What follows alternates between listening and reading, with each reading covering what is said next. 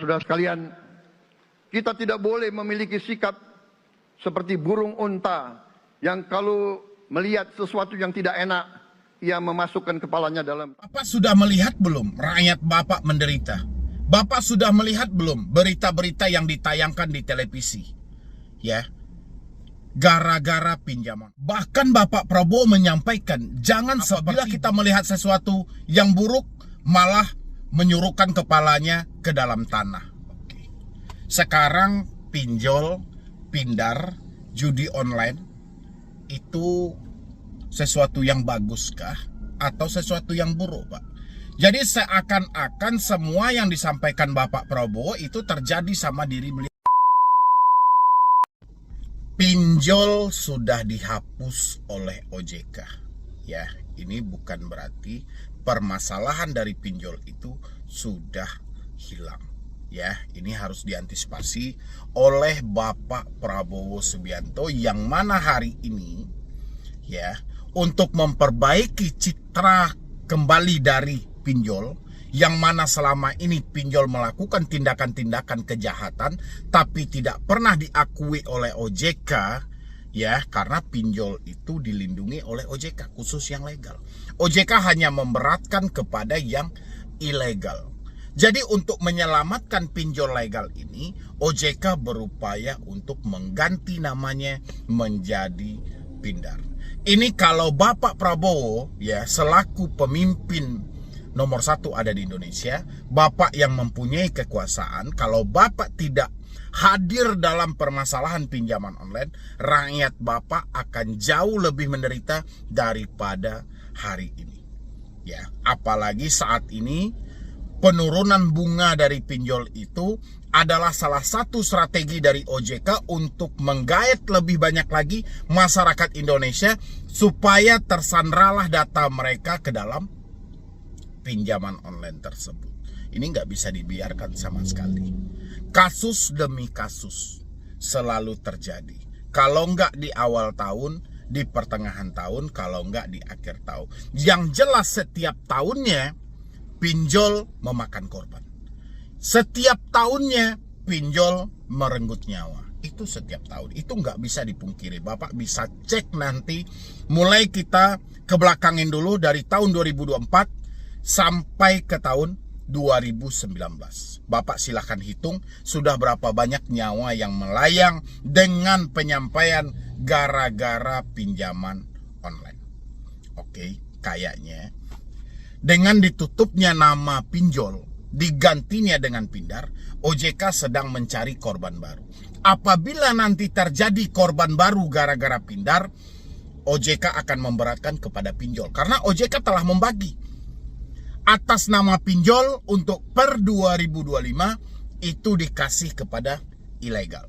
Atas nama pindar per 2025 itu dikasih ke legal. Jadi nggak perlu sibuk-sibuk lagi gitu loh. Jadi ketika pemberitaan nanti gara-gara pinjol sudah jelas itu ilegal. Ya. Ada nggak nanti yang berani kira-kira kalau misalnya ada korban berikutnya media-media mengangkat gara-gara pindar? Ya, saya lihat nanti lah ya. Terasa saya nggak berani juga gitu loh. Karena orang asumsinya pasti ke pinjol. Sekarang OJK telah membagi hal itu. Pinjol ilegal, pindar legal. Padahal korban dari pindarnya, tapi yang dikambing hitamkan dari pinjolnya. Ini pemerintah harus hadir dalam hal ini. Nggak bisa dibiarkan sama sekali. Masyarakat sudah hancur-hancuran, Pak. Iya kan? Mereka sudah nggak tahu lagi arahnya mau kemana. Duit nggak ada tapi ketakutan setiap hari. Bekerja pun tidak tapi ketakutan setiap hari. Ya kan? Harta benda habis, ketakutan setiap hari. Dia bingung gitu loh. Jadi orang-orang ini kalau sudah nyemplung ke ranah pinjaman online, walaupun diganti namanya jadi pindar, kalau dia sudah masuk, ketakutan dia setiap hari. Ya, di mana pemerintah kita? Bisa nggak pemerintah menengahi permasalahan ini supaya jangan ada lagi korban di tahun 2025 ini? Tapi kalau pemerintah tidak hadir dalam hal ini, saya yakin Pindar akan memecahkan rekor muri di tahun 2025 ini adalah perenggut nyawa paling terbanyak. Pemakan korban paling terbanyak. Nanti yang dilibatkan semuanya, yang diberatkan hanya masalah pinjol. Karena kan sudah dibagi, disisihkan. Selagi media masih membahas pinjol, OJK bisa memvonis itu ilegal. Ya, karena nggak akan mungkin ada media yang berani membahas pindarnya. Ya. Kita sama-sama buktikan nanti. Makanya inilah harapan kita. Sebelum hal-hal itu terjadi, ya kan kita di Indonesia ini ada pepatah, Pak. Sedia payung sebelum hujan, ingat sebelum kena. Ya, jadi kita carikan solusinya sebelum hal itu terjadi. Jangan kita cari payung setelah hujan. Ya, kita baru ingat setelah kita kena. Ini nggak ada, udah percuma dia, Pak. Mereka sudah mati baru kita carikan solusinya, itu buat apa coba? Ya kan, selagi mereka masih hidup, selagi rakyat Bapak ini masih bernyawa, coba Bapak kasih solusi yang paling terbaik.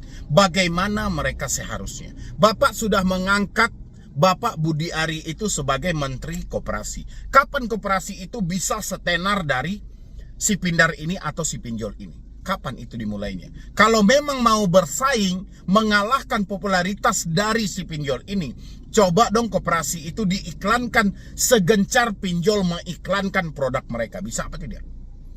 Ya, jangan hanya fokus koperasi itu perkumpulan ibu-ibu berkelompok. Ya, sekarang sudah banyak juga tuh mengikut-ikutan gitu loh. Padahal dari bisnis-bisnis ilegal tapi mengatasnamakan dari bank-bank konvensional. Bank-bank lokal, bank-bank plat merah. Itu bisa ditinjau langsung ke lapangan. Ya, dan begitu juga untuk teman-temanku semuanya.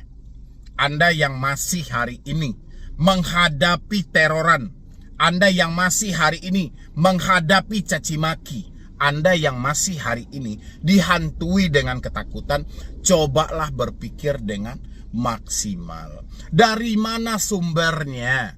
Saya berulang kali menjelaskan sama teman-teman semuanya. Sumber yang membuat kamu ketakutan itu dari mana? Kenali sumbernya. Kalau sumbernya tidak dikenali, percuma berkoar-koar mencari solusi begana begini, sementara sumbernya kalian biarkan.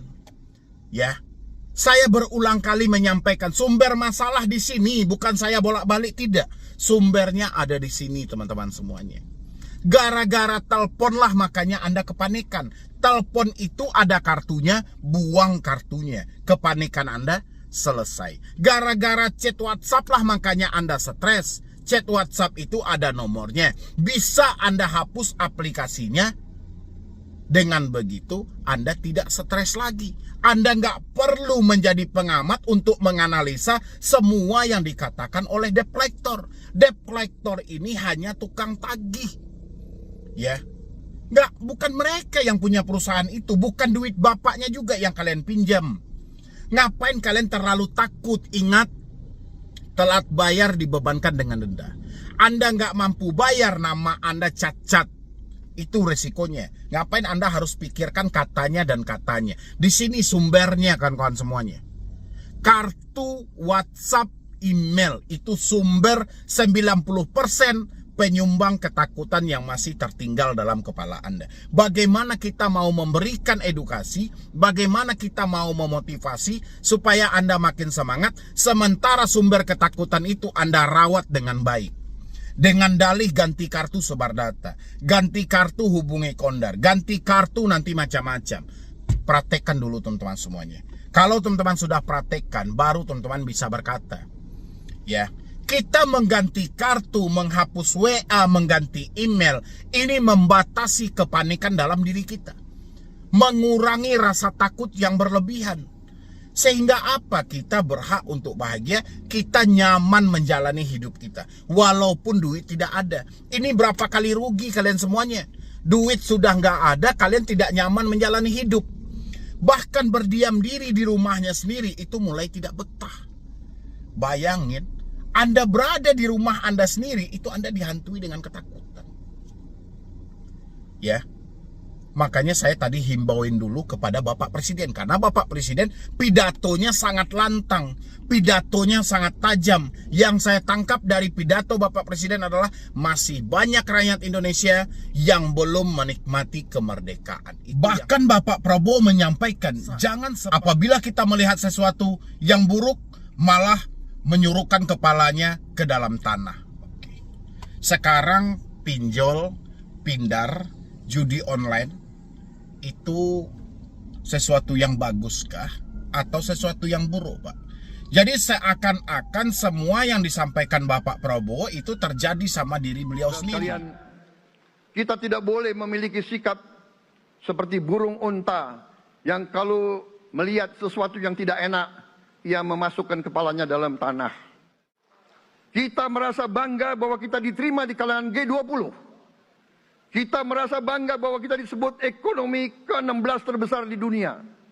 Tapi, apakah kita sungguh-sungguh faham? Apa kita sungguh-sungguh melihat gambaran yang utuh dari keadaan kita?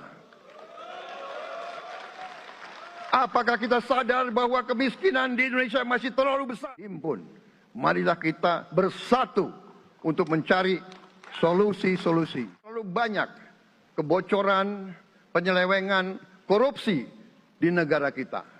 Ini adalah yang membahayakan masa depan kita dan masa depan anak-anak kita dan cucu-cucu kita. Kita harus berani mengakui terlalu banyak kebocoran-kebocoran dari anggaran kita, penyimpangan-penyimpangan, kolusi di antara para pejabat politik, pejabat pemerintah, di semua tingkatan dengan pengusaha-pengusaha yang nakal, pengusaha-pengusaha yang tidak patriotik. Janganlah kita takut untuk melihat realita ini. Kita masih melihat sebagian saudara-saudara kita yang belum menikmati hasil kemerdekaan. Terlalu banyak saudara-saudara kita yang berada di bawah garis kemiskinan. Terlalu banyak anak-anak kita yang berangkat sekolah tidak makan pagi. Terlalu banyak anak-anak kita yang tidak punya pakaian untuk berangkat sekolah. Bapak sudah melihat belum rakyat Bapak menderita? Bapak sudah melihat belum berita-berita yang ditayangkan di televisi? Ya, gara-gara pinjaman online. Satu keluarga daerah Kediri akhir tahun nekat mengakhiri hidup. Gara-gara pinjaman online, satu keluarga di daerah Tangsel nekat mengakhiri hidup. Diwawancarai, OJK diwawancarai. OJK daripada terpojok, mainlah sandiwara semuanya. Kita telah prosedur, kita telah mengikuti semuanya. Aturan kita ada.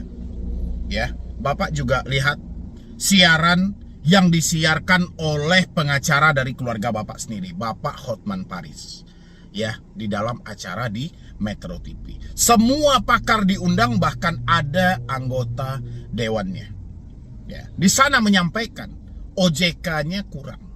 OJK-nya yang salah. OJK-nya tidak mengawasi.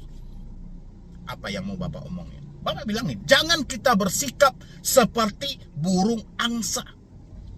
Kalau melihat sesuatu yang buruk, menyuruhkan kepalanya ke tanah. Sekarang sesuatu yang bagus apa sesuatu yang buruk, Pak? Di mana kepala itu ditegakkan gitu loh. Ya, Bapak bisa ngomong kemerdekaan dari rakyat Indonesia. Bapak bisa ngomong seperti lantang banget demi kesejahteraan rakyat semuanya. Ya, Bapak, untuk Bapak Presiden, kalau Bapak lewat di channel saya, lepaskan diri Bapak dari sandera kekuatan yang sudah lalu gitu loh. Supaya Bapak bisa fokus bekerja, benar-benar memperbaiki Indonesia yang jauh lebih baik lagi. Tapi kalau Bapak masih tersandera dengan kekuasaan yang lalu-lalu, percayalah Pak, rakyat Bapak akan lebih menderita. Ya, saya hanya mengamati dari segi kapitalisme ini aja Pak. Kapitalisme yang saya lihat ini adalah dari pinjaman online, yang mana hari ini diganti namanya jadi pindar. Ya Pak ya, mudah-mudahan Bapak bisa lebih memperbaiki rakyat Indonesia untuk kedepannya, dan perencanaan kita Indonesia emas di tahun 2045 nanti itu bisa terwujud. Oke? Buat teman-teman semuanya, tadi sudah saya sampaikan juga buat Anda. Kalau Anda ingin tenang, di sini sumbernya teman-teman semuanya. Sumbernya, berapa banyak video saya yang Anda tonton tidak pernah keluar dari ini. Kenapa? Ya, pasti pertanyaan Anda kenapa. Ini kekuatan mereka. Teleponlah yang memicu ketakutan dalam diri Anda sehingga Anda bertanya datang atau tidak DC-nya. Teleponlah yang memicu dalam pemikiran Anda sehingga kelebihan rasa takut Anda akan bertanya telat berapa lama akan datang. Teleponlah yang menjadi sumber hal itu kenapa Anda bertanya berapa lama mereka akan menghubungi Kondar dan menyebarkan data. Ini gara-gara telepon semuanya. WhatsApp belum lagi.